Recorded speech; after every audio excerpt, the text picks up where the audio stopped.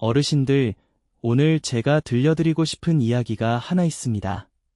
인생을 오래 사신 분들이라면 아마 더 깊이 공감하실 이야기입니다. 지금으로부터 2600여 년 전, 한때 찬란했던 예루살렘이 잿더미로 무너지던 날, 16살 소년 하나가 포로의 줄에 묶인 채 먼 바벨론 땅으로 끌려갔습니다. 그 소년의 이름은 다니엘이었습니다. 이 이야기는 단순한 영웅담이 아닙니다. 나라를 잃고, 가족을 잃고, 이름마저 빼앗긴 사람이 이방 땅에서 어떻게 자기 자신을 지켜냈는지, 그리고 그 믿음이 어떻게 제국을 흔들어 놓았는지에 대한 이야기입니다. 한번 들어보시겠습니까? 때는 기원전 605년이었습니다. 당시 세계의 패권은 바벨론이라는 거대한 제국이 쥐고 있었습니다. 그 바벨론의 왕좌에 앉은 자가 바로 느부갓네살이었습니다. 이 사람이 어떤 인물이었냐 하면 20살 남짓한 나이에 이집트의 대군을 갈그미스 전투에서 격파하고 돌아오는 길에 아버지의 부고를 받아 급거 왕위에 오른 사람이었습니다. 젊고 야심만만한 정복자, 그의 눈에 작은 나라 유다는 손안의 호두 아래 불과했습니다. 느부갓네살의 군대가 예루살렘을 포위했습니다. 성벽은 무너졌고 거리에는 비명이 가득 찼습니다. 솔로몬이 지었던 찬란한 성전, 400여 년간 이스라엘의 자존심이었던 그 거룩한 곳에서 금은 보물이 약탈되어 바벨론의 신전으로 실려갔습니다. 어르신들, 나라가 망한다는 것이 어떤 것인지 우리 세대는 역사를 통해 알고 있지 않습니까? 내 땅에서 쫓겨나고 내 것이 아니게 되는 그 참담함. 2600년 전 유다 백성들이 겪은 것이 바로 그것이었습니다. 그 포로들의 행렬 속에 4명의 소년이 있었습니다. 다니엘, 하나냐, 미사엘, 아사랴, 모두 유다 왕족이거나 귀족 가문의 자제들이었습니다. 나이는 15에서 16쯤이었을 것입니다. 어제까지만 해도 예루살렘의 명문가에서 글을 읽고 하나님의 율법을 배우던 소년들이 오늘은 밧줄에 묶여 먼지투성이 길 위를 걷고 있었습니다. 1500km가 넘는 먼 길, 고향의 산이 점점 작아지고 마침내 수평선 너머로 사라질 때 소년들의 가슴이 얼마나 미어졌겠습니까? 몇 달의 행군 끝에 드디어 바벨론에 도착했습니다. 어르신들, 당시 바벨론이라는 도시가 어떤 곳이었는지 잠시 상상해 보십시오. 성벽의 높이가 무려 25m. 성벽 위로 전차 2대가 나란히 지나갈 수 있을 만큼 넓었습니다.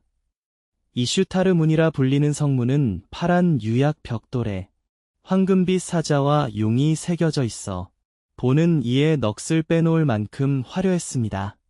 그리고 세계 7대 불가사의 중 하나인 공중정원이 마치 하늘에 떠있는 숲처럼 도시를 내려다보고 있었습니다. 시골 소년들의 눈에 이 광경이 어떻게 비쳤겠습니까? 아마 입이 벌어졌을 것입니다. 느부갓네살은 단순히 땅만 정복하는 왕이 아니었습니다. 그는 사람의 마음까지 정복하려 했습니다.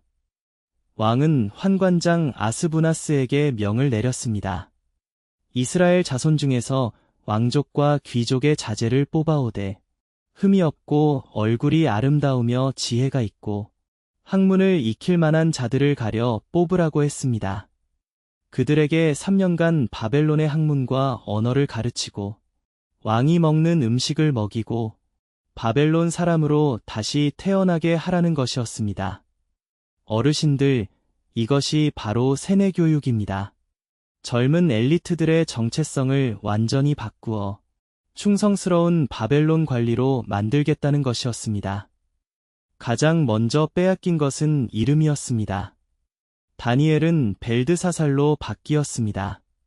하나님이 나의 재판관이시다라는 뜻의 이름이 바벨론 신의 이름으로 바뀐 것입니다. 하나냐는 사드락으로, 미사엘은 메삭으로, 아사랴는 아벳느고로 이름이 바뀌었습니다. 하나님을 향한 신앙 고백이 담긴 히브리 이름들이 이방신의 이름으로 짓밟힌 것입니다. 이름을 빼앗기는 것이 얼마나 큰 일인지 경험해보신 어르신들은 아실 것입니다. 일제강점기에 창씨개명을 당하셨던 분들의 이야기를 우리는 잊지 않고 있지 않습니까? 옷도 바뀌었습니다. 말도 바뀌었습니다. 하지만 다니엘에게는 결코 바뀌지 않는 것이 하나 있었습니다. 왕의 진미와 포도주가 매일 상에 올랐습니다. 보통 사람이라면 감격하며 받아먹었을 것입니다. 포로 신세의 왕과 같은 음식을 먹을 수 있다니 이보다 더 좋은 대우가 어디 있겠습니까? 그러나 다니엘은 뜻을 정하여 왕의 음식으로 자기 몸을 더럽히지 않기로 했습니다. 그 음식은 바벨론의 우상에게 먼저 바쳐진 것이었습니다. 그것을 먹는 순간 자신은 더 이상 하나님의 사람이 아니게 된다고 이 16살 소녀는 판단한 것입니다. 어르신들, 생각해 보십시오. 나라도 잃었고, 가족도 곁에 없고, 이 먼 이방 땅에서 누가 알아줄 것도 아닌데, 이 소녀는 홀로 선을 그었습니다. 다니엘은 환관장 아스부나스를 찾아갔습니다. 그런데 이 소년의 방식이 참으로 지혜로웠습니다. 따지거나 항의하지 않았습니다. 저에게 열흘만 시간을 주십시오. 다니엘은 이렇게 말했습니다. 채소와 물만 먹게 해주시고 열흘 후에 왕의 음식을 먹는 다른 소년들과 저희의 안색을 비교해 보십시오. 그리고 보시는 대로 처분하여 주십시오. 거절이 아니라 제안이었습니다. 감정이 아니라 논리로 접근한 것입니다. 인생을 오래 사신 분들은 아시겠지만 무엇을 지키느냐보다 어떻게 지키느냐가 때로는 더 중요한 법입니다. 이 소녀는 그것을 알고 있었습니다. 열흘이 지났습니다. 채소와 물만 먹은 다니엘과 세 친구의 얼굴빛은 왕의 진미를 먹은 다른 모든 소년들보다 더 좋았습니다. 살결이 윤택하고 눈빛이 맑았습니다. 환관장 아스부나스는 놀라지 않을 수 없었습니다. 어르신들, 이것은 단순한 다이어트 성공담이 아닙니다. 하나님께서 이 소년들의 믿음에 응답하신 것입니다. 결국 환관장은 그들의 음식을 거두고 채소를 계속 제공하기로 했습니다. 작은 믿음이 구체적인 결과로 증명된 순간이었습니다. 하나님은 이 네 소년에게 특별한 은사를 주셨습니다. 모든 학문과 지혜의 총명을 주셨고, 특히 다니엘에게는 환상과 꿈을 해석하는 능력을 더하여 주셨습니다. 3년간의 교육이 끝나고 환관장이 그들을 느부갓네살 왕 앞에 데려갔을 때 왕이 직접 그들과 대화를 나누어 보았습니다. 느부갓네살은 사람을 보는 눈이 있는 왕이었습니다. 그가 다니엘과 세 친구를 살펴보니 바벨론 전국의 모든 박수와 술사보다 이 네 소년이 10배나 낫다는 것을 알게 되었습니다. 10배입니다. 어르신들, 포로로 잡혀온 이방인 소년들이 토박이 바벨론 지식인들을 10배나 능가한 것입니다. 나라를 잃었다고 해서 모든 것을 잃은 것은 아니었습니다. 자기 자신을 지킨 사람은 어디서든 빛을 발하는 법입니다. 다니엘은 바벨론 궁정에서 왕을 모시며 살게 되었습니다. 이것이 다니엘 이야기의 시작이었습니다. 세월이 흘러 느부갓네살 왕 제2년이 되었습니다. 어느 날 밤 왕이 꿈을 꾸었습니다. 그런데 그것이 보통 꿈이 아니었습니다. 잠에서 깨어난 왕은 온몸이 식은땀으로 젖어 있었고 심장이 터질 듯이 뛰었습니다. 분명 무시무시한 꿈이었는데 깨어나고 보니 꿈의 내용이 기억나지 않았습니다. 아시겠지만 꿈이라는 것이 그렇지 않습니까? 분명히 생생했는데 깨어나면 안개처럼 흩어지는 거 말입니다. 왕은 불안했습니다. 그것이 단순한 꿈이 아니라 어떤 징조라는 것을 본능적으로 느끼고 있었기 때문입니다. 왕은 즉시 바벨론의 모든 지혜자를 소집했습니다. 박수와 술사, 점쟁이와 갈대아인 학자들이 왕 앞에 모였습니다. 그런데 왕이 내린 명령이 참으로 무리한 것이었습니다.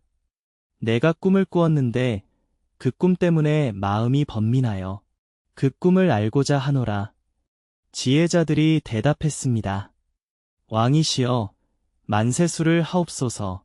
왕께서 꿈을 말씀해 주시면 저희가 그 해석을 아뢰겠나이다. 그러자 왕이 벼락같이 호통쳤습니다. 내가 꿈을 잊었느니라.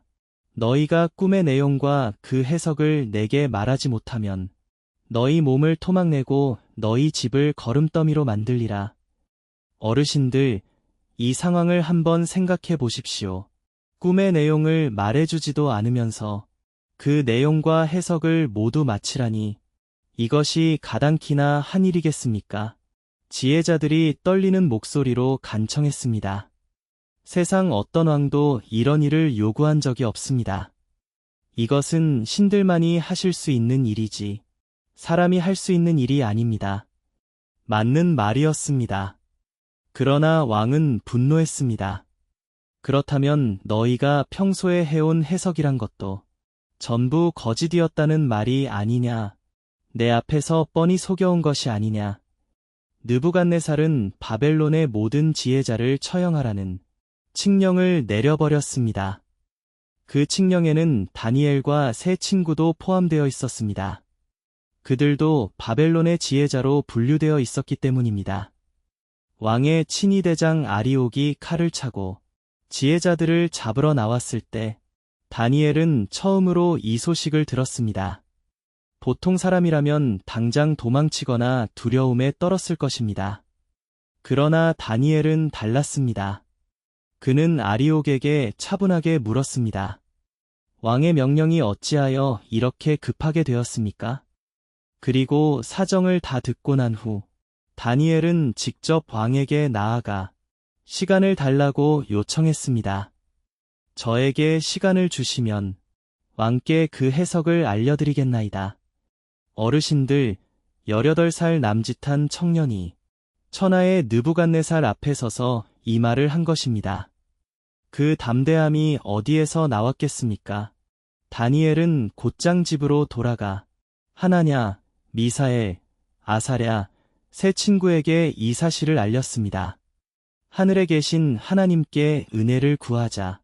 이 비밀이 풀리지 않으면 우리뿐 아니라 바벨론의 모든 지혜자가 죽게 됩니다. 네 청년이 무릎을 꿇고 함께 기도했습니다. 어르신들, 기도라는 것이 무엇입니까? 살다 보면 내 힘으로는 도저히 어찌할 수 없는 일을 만나게 되는 순간이 있지 않습니까? 그때 사람이 할 수 있는 것은 결국 기도밖에 없는 것입니다. 이 네 청년도 그랬습니다. 이방 땅 한 구석에서 목숨이 걸린 밤에 오직 하나님만 바라보며 간절히 매달렸습니다. 그날 밤이었습니다. 다니엘이 기도하다가 잠이 들었는데 밤 환상 가운데 하나님이 그 비밀을 다니엘에게 보여주셨습니다. 꿈의 내용과 그 뜻이 선명하게 눈앞에 펼쳐졌습니다. 잠에서 깨어난 다니엘은 먼저 무릎을 꿇었습니다. 다니엘의 입에서 감사의 기도가 터져나왔습니다. 영원부터 영원까지 하나님의 이름을 찬송할 것이니 지혜와 능력이 그에게 있도다. 그는 때와 기한을 바꾸시며 왕을 패하시고 왕을 세우시며 지혜자에게 지혜를 주시고 총명한 자에게 지식을 주시는도다. 어르신들, 이 기도를 잘 들어보십시오. 왕을 세우시고 왕을 패하시는 분이 바로 하나님이시라고 다니엘은 고백하고 있습니다. 지금 자기 목숨을 쥐고 있는 느부갓네살보다 더 높은 분이 계시다는 것을 이 청년은 알고 있었습니다. 그것이 다니엘의 힘이었습니다. 다니엘은 친위대장 아리옥을 찾아가 말했습니다. 지혜자들을 죽이지 마십시오. 나를 왕 앞에 데려다 주십시오. 아리옥이 급히 다니엘을 왕 앞에 인도했습니다. 느부갓네살이 물었습니다. 내가 능히 내 꿈과 그 해석을 내게 알려줄 수 있겠느냐? 다니엘이 대답했습니다. 왕이 물으신 비밀은 지혜자나 술사가 능히 왕에게 아를 수 없사오나 오직 하늘에 비밀을 나타내시는 하나님이 계시옵니다. 그분이 장래일을 왕에게 알게 하신 것입니다. 그리고 다니엘은 한마디를 덧붙였습니다. 이 비밀이 제게 나타난 것은 제가 다른 사람보다 지혜가 있어서가 아니옵고 왕에게 그 뜻을 알려드리기 위함이옵니다. 어르신들, 이 겸손함을 보십시오. 목숨을 구할 절체절명의 순간에도 자기 공을 내세우지 않는 이 사람의 됨됨이를 말입니다. 다니엘이 입을 열었습니다. 왕이시여, 왕께서 보신 것은 이러합니다. 큰 신상 하나가 왕 앞에 서 있었는데 그 신상이 크고 극히 광채가 나며 그 모양이 심히 두려웠습니다. 느부갓네살의 눈이 커졌습니다. 잊어버렸던 꿈의 장면이 다니엘의 말과 함께 하나하나 되살아나고 있었기 때문입니다. 다니엘이 계속했습니다. 그 신상의 머리는 순금이요, 가슴과 팔은 은이요, 배와 넓적다리는 노시요, 종아리는 철이요, 발은 일부는 철이고 일부는 진흙이었습니다. 왕이 숨을 멈추었습니다. 바로 그것이었습니다. 잊어버렸던 그 꿈이 정확하게 묘사되고 있었습니다. 다니엘이 해석을 이어갔습니다. 금 머리는 왕, 바로 왕 자신이십니다. 하나님이 왕에게 나라와 권세와 힘과 영광을 주셨습니다. 왕 후에 왕보다 못한 은의 나라가 일어날 것이요. 셋째로 노새 나라가 온 세계를 다스릴 것이요. 넷째 나라는 철같이 강하여 모든 것을 부수리이다. 그런데 왕이시여, 꿈의 끝이 있습니다. 다니엘의 목소리가 한층 깊어졌습니다. 왕께서 보셨을 때 사람의 손으로 다듬지 않은 돌 하나가 스스로 떨어져 나와 그 신상에 발을 쳤습니다. 철과 진흙으로 된 발이 부서졌고 그 순간 금과 은과 녹과 철이 모두 부서져 여름 타작마당의 겨같이 바람에 흩어져 간 곳을 찾을 수 없었습니다. 그리고 그 돌은 태산을 이루어 온 세계에 가득 찼습니다. 다니엘이 마지막으로 말했습니다. 이날에 하늘의 하나님이 한 나라를 세우실 것인데 이 나라는 영원히 망하지 않을 것이요. 그 권세가 다른 백성에게 넘겨지지 아니할 것이며 도리어 이 모든 나라를 쳐서 멸하고 영원히 설 것이니이다. 느부갓네살은 자리에서 벌떡 일어나 다니엘 앞에 엎드렸습니다. 세계 최강의 제왕이 포로 출신 청년 앞에 무릎을 꿇은 것입니다. 진실로 너희 하나님은 모든 신의 신이시며 모든 왕의 주제시로다. 능히 이 비밀을 나타내셨으니 비밀을 여시는 분이시로다. 왕은 다니엘에게 많은 큰 선물을 주고 바벨론 온 나라의 지혜자를 다스리는 장으로 세웠습니다. 다니엘은 왕에게 청하여 새 친구 사드락, 메삭, 아벳느고도 바벨론 지방관으로 임명해 줄 것을 요청했습니다. 어르신들, 잘 되었을 때 함께한 사람을 잊지 않는 것. 이것이 사람의 도리이고 다니엘의 품격이었습니다. 그러나 세월이 흐르자 느부갓네살은 다시 교만해졌습니다. 꿈에서 본 금 머리가 자기 자신이라는 말에 취한 것입니다. 은인이 노신이 하는 나라가 내 뒤를 잇는다고? 아니다. 바벨론은 영원히 금이어야 한다. 왕은 높이가 27m, 너비가 3m에 달하는 거대한 금 신상을 만들게 했습니다. 온몸이 순금이었습니다. 다니엘의 해석에서 머리만 금이었는데 왕은 온몸을 금으로 만들어버린 것입니다. 하나님의 계시를 자기 욕심에 맞게 비틀어버린 셈이었습니다. 왕은 이 금 신상을 두라 평지에 세우고 바벨론 전국의 모든 관원을 소집했습니다. 총독, 지사, 절도사, 재판관, 출납관, 법률사, 관리, 제국의 모든 실력자가 두라 평지에 모였습니다.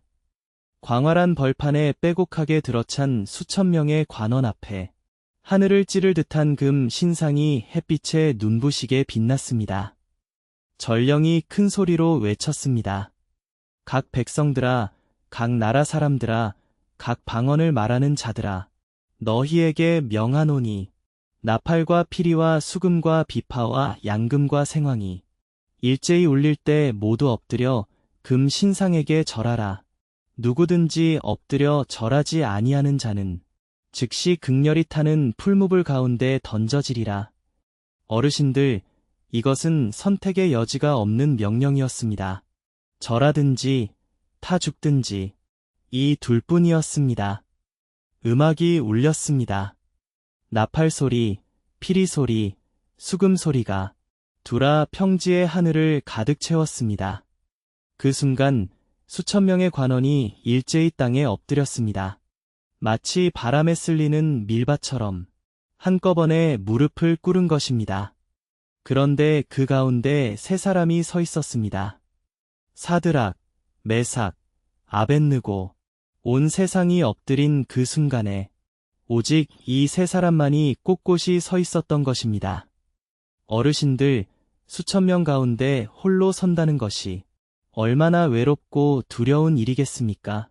등 뒤로 쏟아지는 수천 개의 시선을 감당하면서 그래도 서 있었다는 것은 그들의 믿음이 죽음보다 강했다는 뜻입니다. 갈대아인 몇 사람이 즉시 왕에게 달려가 고발했습니다. 왕이시여, 왕이 유다에서 잡아온 자들, 사드락과 메삭과 아벳느고가 왕의 신을 섬기지도 아니하고 왕이 세우신 금 신상에게 절하지도 아니하나이다. 이 고발자들은 새 청년의 믿음이 걱정되어서가 아니었습니다. 포로 출신 외국인들이 자기들보다 높은 자리에 앉은 것이 불만이었던 것입니다. 시기와 질투가 고발의 옷을 입은 것입니다. 인간 세상이 예나 지금이나 다르지 않습니다. 느부갓네살은 분노하여 세 사람을 끌고 오게 했습니다. 너희가 내 신을 섬기지 아니하며 내가 세운 금 신상에게 절하지 아니하느냐. 그리고 왕은 한 가지 기회를 더 주었습니다. 내가 다시 한 번 기회를 주마. 음악이 울릴 때 엎드려 절하면 좋거니와 만약 절하지 아니하면 즉시 풀무불에 던지리라. 능히 너희를 내 손에서 건져낼 신이 누구이겠느냐. 어르신들, 이 다음에 나오는 새 청년의 대답이야말로 이 이야기의 가장 빛나는 순간입니다. 사드락과 메삭과 아벳느고가 입을 열었습니다. 왕이시여, 이 일에 대하여 왕에게 대답할 필요가 없나이다. 만일 그럴 것이면 우리가 섬기는 하나님이 우리를 극렬히 타는 풀무불 가운데서 능히 건져내시겠고 왕의 손에서도 건져내시리이다. 여기까지는 믿음의 고백입니다. 그런데 그 다음 한마디가 정말 대단합니다. 그러나 그렇게 하지 아니하실지라도 왕이시여, 우리가 왕의 신들을 섬기지도 아니하고 왕이 세우신 금 신상에게 절하지도 아니할 줄을 왕은 아옵소서. 어르신들, 들으셨습니까? 그러나 그렇게 하지 아니하실지라도 하나님이 구해주실 수도 있고 안 구해주실 수도 있다. 그래도 나의 결정은 변하지 않는다. 이것이 진짜 믿음입니다. 결과를 담보로 삼지 않는 믿음. 살든 죽든 옳은 일을 하겠다는 결단. 인생을 오래 사신 분들이라면 이 한마디의 무게를 아실 것입니다. 느부갓네살의 얼굴이 일그러졌습니다. 풀무불을 평소보다 7배 더 뜨겁게 달구라. 7배입니다. 어르신들, 보통 풀무불도 사람을 녹이고도 남는데 그것을 7배나 더 뜨겁게 하라니 이것은 처형이 아니라 분풀이였습니다. 군사들이 새 청년의 손과 발을 묶었습니다. 겉옷도 벗기지 않은 채 그대로 던져 넣으라는 명이었습니다. 풀무불의 불꽃이 하늘을 붉게 물들였습니다. 그 열기가 어찌나 맹렬했던지 새 청년을 풀무불 앞까지 끌고 간 군사들이 그 불꽃에 타서 죽어버렸습니다. 새 청년은 묶인 채로 풀무불 속으로 떨어졌습니다.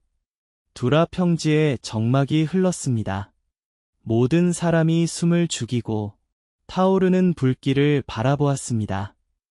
그런데 느부갓네살 왕이 갑자기 자리에서 벌떡 일어났습니다. 얼굴이 창백해져서 신하들에게 물었습니다. 우리가 결박하여 불 가운데 던진 것이 세 사람이 아니었느냐? 그러하옵니다. 왕이시여. 왕이 소리쳤습니다. 내가 보니 결박되지 아니한 네 사람이 불 가운데서 다니는데 아무런 애도 받지 아니하였고 그 넷째 사람의 모양은 신의 아들과 같도다. 어르신들, 세 사람을 넣었는데 네 사람이 걸어다니고 있었습니다. 그리고 넷째 사람은 인간이 아니었습니다. 하나님이 친히 그 불 가운데 함께 계셨던 것입니다. 느부갓네살이 풀무불 어귀에 다가가 소리쳤습니다. 사드락, 메삭, 아벳느고야. 지극히 높으신 하나님의 종들아, 나와라. 이리로 나오라. 세 사람이 불 가운데서 걸어 나왔습니다. 총독들과 지사들과 모든 관원이 달려와 살펴보았습니다. 머리카락 하나도 그을리지 않았습니다. 겉옷도 변하지 않았습니다. 불탄 냄새조차 나지 않았습니다. 어르신들, 불 속에 있었는데 불냄새가 나지 않았습니다. 풀무불이 그들에게는 아무런 해도 끼치지 못한 것입니다. 느부갓네살이 탄식하듯 말했습니다. 사드락과 메삭과 아벳느고의 하나님을 찬송하라. 그가 자기 천사를 보내어 자기를 의뢰하는 종들을 구원하셨도다. 이 세 사람이 자기 몸을 버려 자기 하나님 밖에 다른 신을 섬기지 아니하고 다른 신에게 절하지 아니하였도다. 왕은 세 사람을 바벨론에서 더 높은 지위에 올려주었습니다. 어르신들, 풀무불 사건에서 한 가지 주목할 점이 있습니다. 세 청년이 불에 들어가기 전에는 묶여 있었습니다. 그런데 불 속에서는 풀려서 자유롭게 걸어 다녔습니다. 묶였던 밧줄만 타버리고 사람은 멀쩡했던 것입니다. 때로는 고난이라는 불 속에서 오히려 우리를 묶고 있던 것들이 타버리고 진정한 자유를 얻게 되는 경우가 있습니다. 인생을 오래 사신 분들은 이 말의 의미를 아마 체험으로 아실 것입니다. 그로부터 또 세월이 흘렀습니다. 느부갓네살은 바벨론을 세계에서 가장 화려한 도시로 만들었습니다. 공중정원, 이슈타르문, 끝없이 뻗어나가는 도로와 수로, 바벨론은 고대 세계의 경이 그 자체였습니다. 그러나 그 영광이 커질수록 왕의 마음속에는 다시 교만이 자라나고 있었습니다. 느부갓네살이 또 꿈을 꾸었습니다. 이번에는 꿈을 기억하고 있었지만 그 꿈이 너무나 두려웠습니다. 꿈에 하늘까지 닿는 거대한 나무가 보였습니다. 그 나무가 어찌나 크고 무성했던지 온 세상 끝에서도 보일 정도였습니다. 들짐승이 그 그늘 아래서 쉬고 공중의 새가 그 가지에 깃들었습니다. 그런데 하늘에서 한 거룩한 존재가 내려와 외쳤습니다. 그 나무를 베어 넘기고 가지를 찢고 잎사귀를 떨고 열매를 흩어버리라. 그러나 그루터기는 땅에 남겨두라. 바벨론의 모든 술사가 또다시 해석에 실패했습니다. 왕은 결국 다니엘을 불렀습니다. 다니엘이 왕 앞에 서서 꿈 이야기를 듣는데 해석을 깨닫는 순간 그의 얼굴에 깊은 슬픔이 드리워졌습니다. 한참 동안 말을 잇지 못했습니다. 왕이 말했습니다. 벨드사사라, 꿈과 해석이 너를 놀라게 할지라도 두려워하지 말고 말하라. 다니엘이 떨리는 목소리로 입을 열었습니다. 왕이시여, 차라리 이 꿈이 왕을 미워하는 자에게 해당되고 이 해석이 왕의 대적에게 해당되었으면 좋겠사오나 하늘에 닿는 그 큰 나무가 바로 왕이십니다. 왕의 위세와 광영이 커져서 하늘에 미치고 왕의 권세가 땅끝까지 이르렀습니다. 그 나무를 베라는 명령의 뜻은 이러합니다. 왕이 사람에게서 쫓겨나 들짐승과 함께 거하시게 될 것이며 소처럼 풀을 먹으시게 될 것입니다. 7대가 지나야 지극히 높으신 이가 인간 나라를 다스리시며 자기 뜻대로 그것을 누구에게든지 주시는 줄을 왕이 알게 되실 것입니다. 어르신들, 이 해석은 왕이 미쳐서 짐승처럼 살게 되리라는 무서운 예언이었습니다. 다니엘은 해석만 하지 않았습니다. 왕에게 간곡히 충고했습니다. 왕이시여, 제 충고가 왕의 마음에 드시기를 바라나이다. 공의를 행하심으로 죄를 끊으시고 가난한 자를 긍휼히 여기심으로 죄악을 끊으소서. 그리하시면 혹시 왕의 평안함이 길어지리이다. 얼마나 용기 있는 충고입니까? 절대 권력자에게 회개하라고 말하는 것은 목숨을 거는 일이었습니다. 그러나 진짜 충신은 왕이 듣고 싶은 말이 아니라 들어야 하는 말을 하는 사람입니다. 다니엘이 바로 그런 사람이었습니다. 그로부터 12달이 지났습니다. 느부갓네살은 회개하지 않았습니다. 아무 일도 일어나지 않자 다니엘의 경고를 잊어버린 것입니다. 어르신들, 사람이라는 것이 그렇습니다. 위기가 지나면 다짐을 잊어버리고 다시 옛 습관으로 돌아가는 것 말입니다.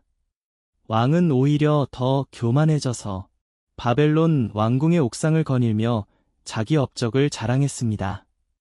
이 큰 바벨론은 내가 능력과 권세로 건설하여 나의 도성으로 삼은 것이 아닌가, 내 위엄의 영광을 위해 세운 것이 아닌가.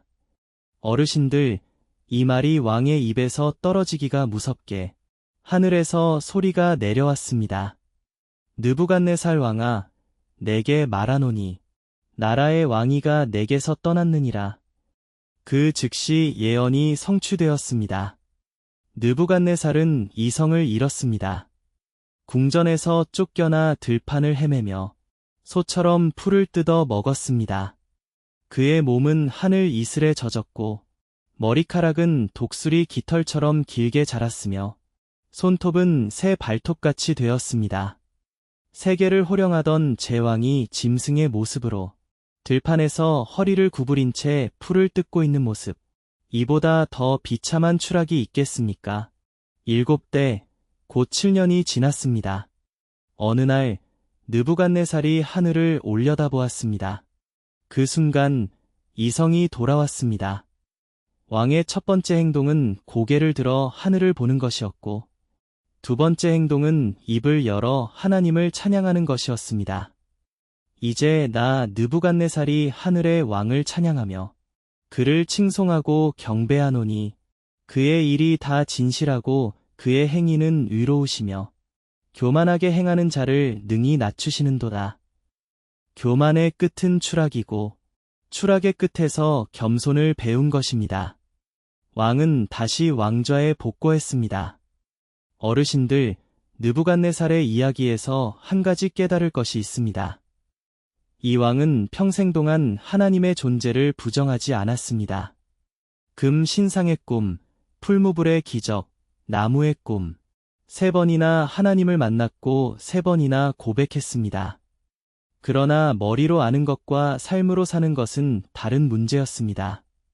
결국 자기 자신이 무너지고 나서야 비로소 진심으로 겸손해진 것입니다. 인생을 살아오시면서 비슷한 경험을 하신 분들이 계실 것입니다. 때로는 무너져봐야 비로소 보이는 것들이 있습니다. 느부갓네살이 세상을 떠난 후 바벨론은 서서히 기울어지기 시작했습니다. 몇 대를 거쳐 왕위는 벨사살이라는 자에게 이어졌습니다. 이 사람은 느부갓네살의 손잡벌되는 인물이었는데 할아버지의 교훈은 전혀 배우지 못한 자였습니다. 교만한 것은 할아버지와 같았으나 능력은 그에 훨씬 미치지 못했습니다. 이때 다니엘은 이미 80살이 넘은 노인이 되어 있었습니다. 바벨론에 끌려온 지 60여 년이 흐른 것입니다. 기원전 539년 어느 날 밤이었습니다. 바벨론 성 밖에는 이미 페르시아의 대군이 성벽을 에워싸고 있었습니다. 고레스 대왕이 이끄는 메데바사 연합군이었습니다. 그런데 성 안의 벨사살은 무엇을 하고 있었냐 하면 1000명의 귀족을 초대하여 성대한 연회를 벌이고 있었습니다. 성 밖에 적군이 진을 치고 있는데 잔치를 벌이다니 바벨론의 이중 성벽이 절대 뚫리지 않는다는 오만한 확신 때문이었습니다. 술이 거나해진 벨사살이 도저히 해서는 안 될 일을 저질렀습니다.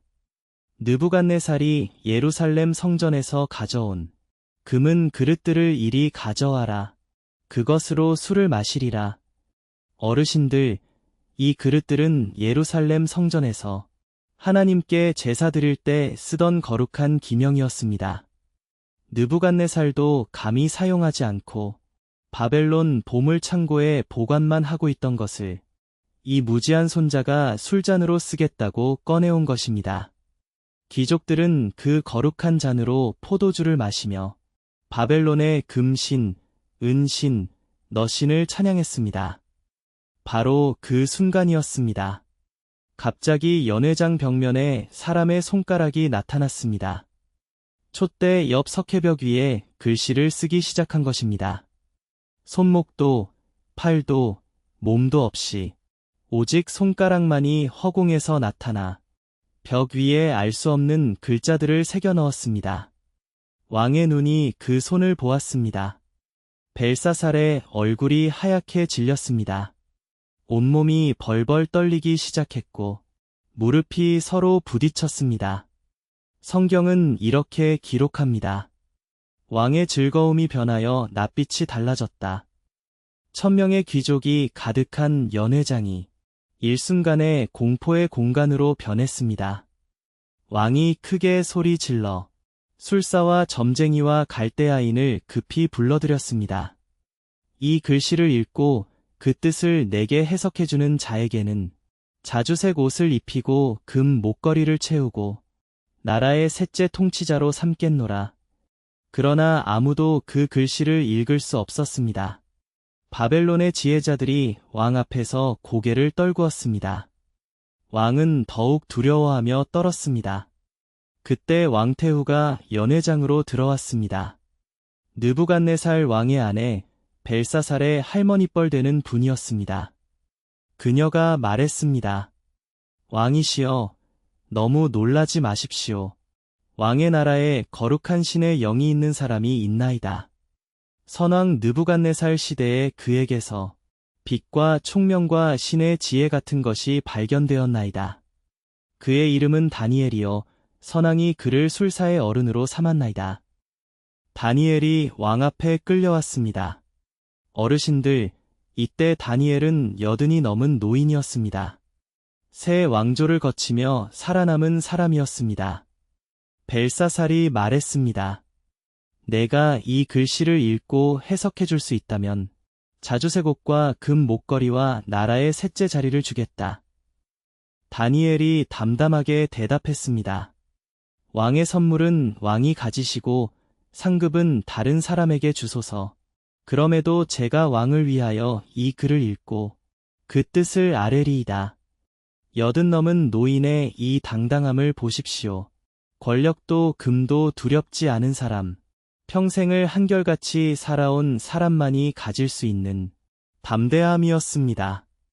다니엘은 벨사살에게 먼저 할아버지 이야기를 꺼냈습니다. 왕이시여, 왕의 선조 느부갓네살에게 하나님이 나라와 큰 권세와 영광과 위엄을 주셨습니다.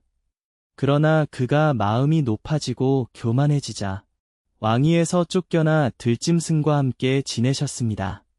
왕이시여, 왕께서는 이 모든 것을 아시면서도 스스로 마음을 낮추지 아니하셨습니다. 도리어 하늘의 주제를 거스르시어 그 성전의 거룩한 그릇으로 술을 마시고 보지도 듣지도 알지도 못하는 금, 은, 너신을 찬양하시며 왕의 호흡을 주장하시고 왕의 모든 길을 작정하시는 하나님께는 영광을 돌리지 아니하셨나이다. 어르신들, 80 넘은 노인이 왕 앞에서 거침없이 쓴소리를 하고 있습니다. 잃을 것이 없는 사람의 자유가 아닙니다. 평생을 진실하게 살아온 사람의 권위입니다. 다니엘이 벽에 글씨를 읽었습니다. 메네 메네 데겔 우바르신. 이것이 벽에 기록된 글자의 뜻이옵니다. 메네는 하나님이 왕의 나라의 날수를 세어 그것을 끝나게 하셨다는 뜻이옵니다. 데겔은 왕이 저울에 달려 부족함이 드러났다는 뜻이옵니다. 우바르신은 왕의 나라가 나뉘어 메대와 바사에 넘겨졌다는 뜻이옵니다. 세어졌고 달려졌고 나뉘었다. 세 단어에 바벨론 제국의 운명이 담겨 있었습니다. 벨사살은 다니엘에게 약속대로 자주색 옷을 입히고 금 목걸이를 채웠습니다. 그러나 그것이 무슨 소용이었겠습니까? 그날 밤 페르시아 군대가 유프라테스강의 물줄기를 돌려 강바닥으로 바벨론 성 안에 들어왔습니다. 난공불락이라 믿었던 성벽이 무너진 것이 아니라 물길로 우회한 것이었습니다. 그날 밤 벨사살은 죽임을 당했고 바벨론 제국은 멸망했습니다. 어르신들, 잔치를 벌이던 바로 그 밤에 나라가 망한 것입니다. 교만의 종착역이 이토록 허무한 것입니다. 바벨론을 정복한 것은 메데바사 제국이었습니다. 다리오라는 메데 사람이 바벨론의 새 통치자가 되었습니다. 다리오 왕은 제국을 효율적으로 다스리기 위해 120명의 총독을 세우고 그 위에 3명의 총리를 두었습니다. 다니엘은 그 세 총리 중 한 사람으로 임명되었습니다. 그런데 다니엘이 다른 두 총리와 모든 총독보다 뛰어났습니다. 다리오 왕은 다니엘을 아꼈습니다. 아예 온 나라를 다니엘 한 사람에게 맡기려고 마음을 먹고 있을 정도였습니다. 80이 넘은 나이에도 불구하고 그의 지혜와 성실함은 젊은 관원들을 압도했습니다. 어르신들, 나이가 들어도 한결같은 사람은 오히려 세월이 갈수록 빛이 나는 법입니다. 다니엘이 바로 그런 사람이었습니다. 그러자 다른 총리들과 총독들이 시기하기 시작했습니다. 이방인 노인이, 그것도 멸망한 바벨론의 신하 출신이 자기들 위에서 온 나라를 호령하게 된다면 그것은 참을 수 없는 수치라고 생각한 것입니다. 그들은 다니엘의 흠을 잡기 위해 혈안이 되었습니다. 업무를 감시하고 사생활을 뒤졌습니다. 그러나 아무런 흠도 찾을 수 없었습니다. 성경은 이렇게 기록합니다. 다니엘이 충성되어 아무런 그릇함도 과실도 그에게서 찾을 수 없었더라. 그들이 결국 내린 결론은 이것이었습니다. 우리가 그의 하나님의 율법에서 흠을 찾지 않는 한 그에 대해 아무런 고발거리를 얻지 못하리라. 다시 말해, 이 사람에게는 신앙 말고는 흠잡을 것이 아무것도 없다는 뜻이었습니다. 어르신들, 적들의 입에서 나온 이 말이야말로 다니엘에 대한 가장 큰 칭찬이 아닙니까? 그들은 다니엘의 신앙을 함정으로 이용하기로 했습니다. 총리들과 총독들이 떼를 지어 왕에게 나아갔습니다. 다리오 왕이시여, 만세수를 하옵소서. 모든 총리와 총독이 의논하여 한 가지 법령을 세우기로 하였나이다. 이제부터 30일 동안 왕 외에 어떤 신에게든지 사람에게든지 기도하는 자는 사자굴에 던져 넣을 것이니이다.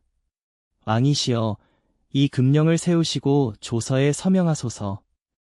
이것은 다니엘을 겨냥한 함정이었습니다. 다니엘이 매일 3번씩 하나님께 기도하는 것을 그들은 다 알고 있었기 때문입니다. 다리오 왕은 이 조서에 서명했습니다. 왕의 허영심을 교묘하게 이용한 것이었습니다. 30일간 왕 외에는 누구에게도 기도하지 말라. 이 말은 왕을 신의 자리에 올려놓는 아첨이었으니까요. 메대와 바사의 법률은 한 번 서명하면 왕 자신도 변경할 수 없었습니다. 이것이 이 함정의 핵심이었습니다. 다니엘은 이 법령 소식을 들었습니다.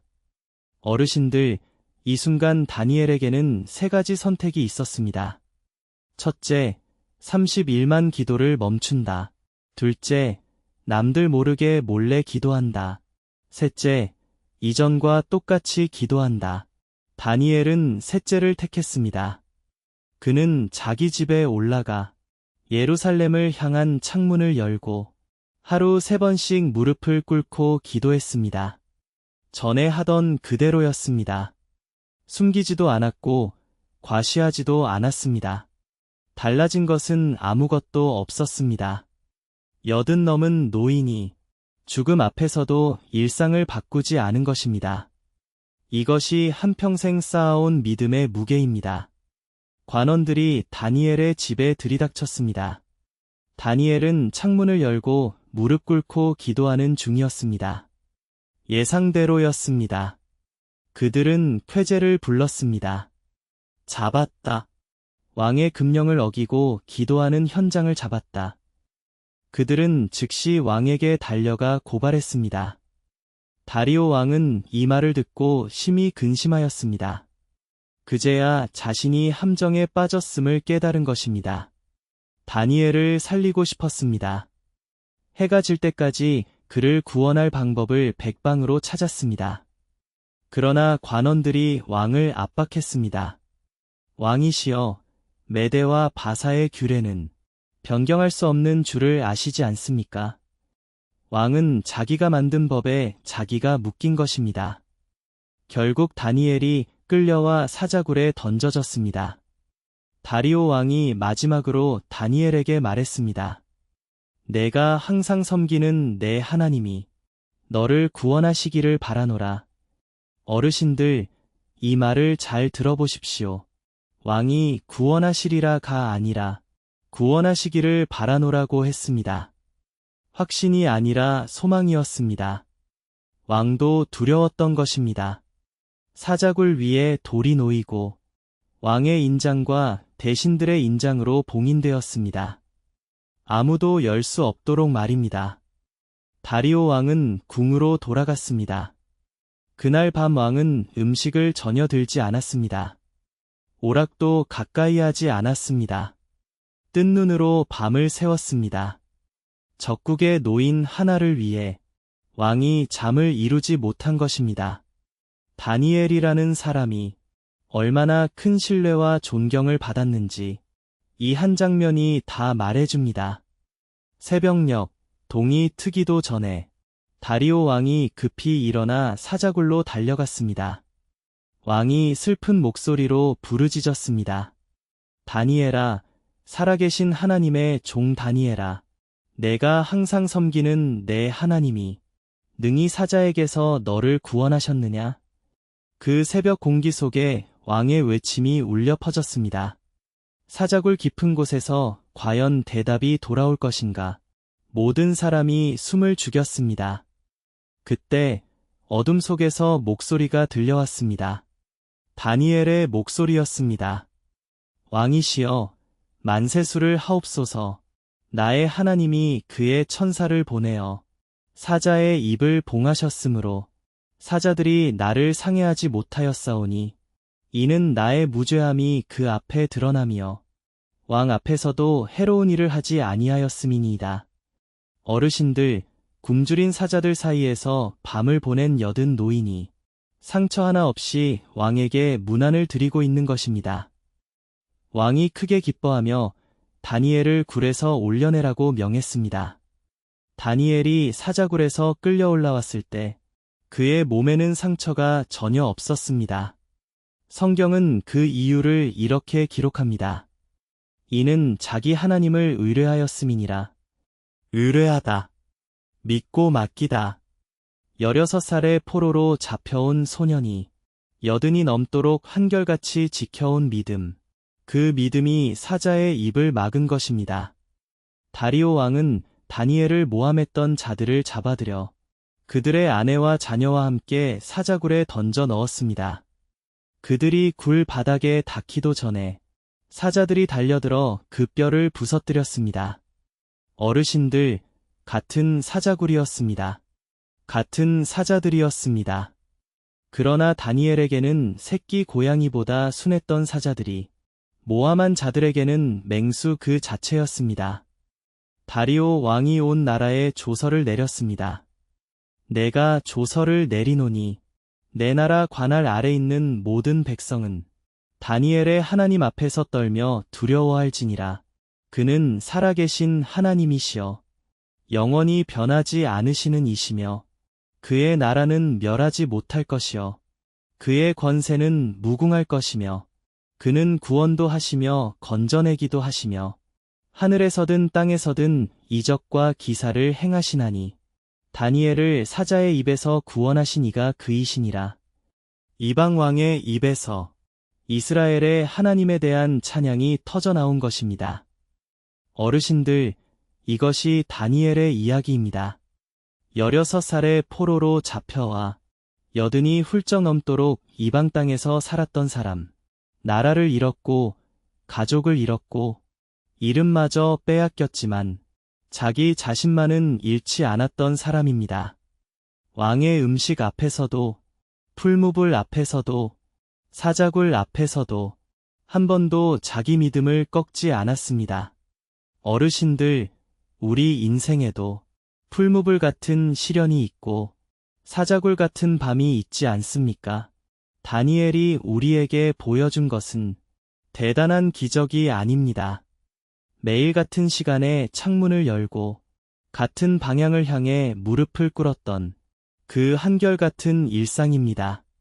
화려하지 않아도 남이 알아주지 않아도 묵묵히 옳은 일을 계속하는 것, 그것이 다니엘이 평생으로 증명한 믿음의 모습이었습니다. 오늘 이 이야기가 어르신들의 마음에 작은 위로가 되셨기를 바랍니다. 긴 이야기 끝까지 들어주셔서 감사합니다. 편안한 시간 되십시오.